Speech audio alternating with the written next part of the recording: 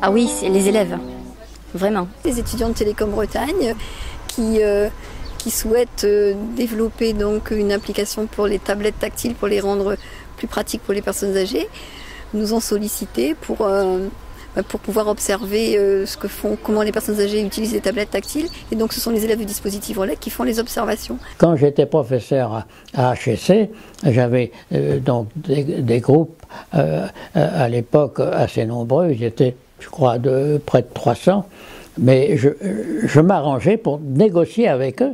Il y avait moyen de faire vivre, de créer des sous-groupes, même dans les amphis, les gens pouvaient se mettre par groupe de 4 ou 5 ou de 6, etc., pour discuter entre eux et ne pas rester simplement à écouter BA et à prendre des notes ou à enregistrer à leur façon.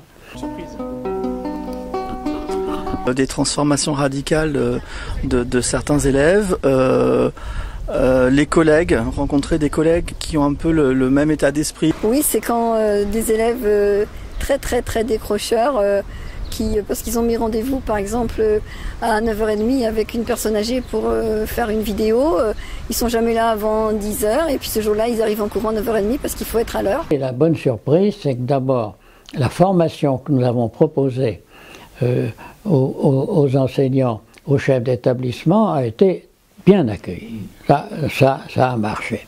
Et d'autre part, il y avait aussi un certain nombre d'associations extérieures qui s'occupaient d'éducation à l'extérieur, mais que nous avons réussi à intégrer. Il y a des moments où on est vraiment dans une communauté d'apprentissage avec les élèves. Je dis des moments, hein, parce que c'est quand même moi qui fais cours, mais ça c'est des beaux moments d'humanité. Il faut du temps pour des résultats.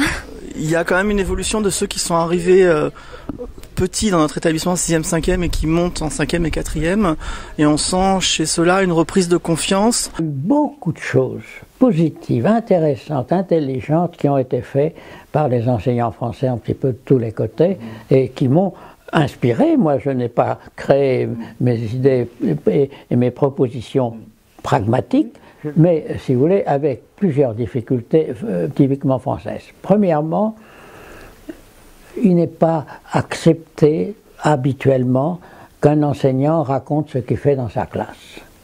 Il y a une espèce de fermeture, d'une part. Deuxièmement, avec le fait qu'en plus, il y a comme conséquence de la disparition de l'université du temps de Napoléon, donc supprimée en 1815, il n'y a pas eu pendant plus d'un siècle d'université en France, et donc il y a eu des facultés de disciplines séparées qui se sont accrues au XIXe siècle, ce qui fait que les enseignants de certaines disciplines regardaient d'autres disciplines comme secondaires, ce qui est absolument effroyable. Mais moi je crois aussi à l'évaluation du projet, parce que c'est pas le final qui compte, mais c'est le chemin qu'on fait.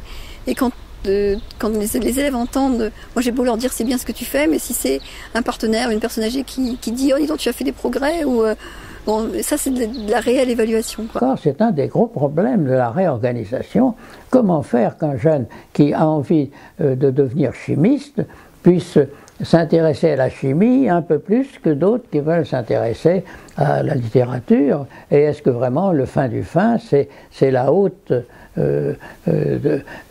culture intellectuelle, ou c'est une variété dans laquelle certains auront cette dominante intellectuelle et bravo, et d'autres auront une dominante manuelle. Le fait que grâce au numérique, on peut beaucoup plus simplement qu'avant, c'est pas tout à fait nouveau, seulement enfin on peut quand même beaucoup plus simplement qu'avant faire sortir les résultats du cours des 4 murs de la classe. C'est-à-dire qu'on peut projeter le travail scolaire hors de la classe, lui donner une pérennité aussi, c'est-à-dire faire des productions qu'on va placer en ligne et qui vont donc exister beaucoup plus longtemps que le moment du cours. Il faut réussir pour comprendre et non pas comprendre pour réussir.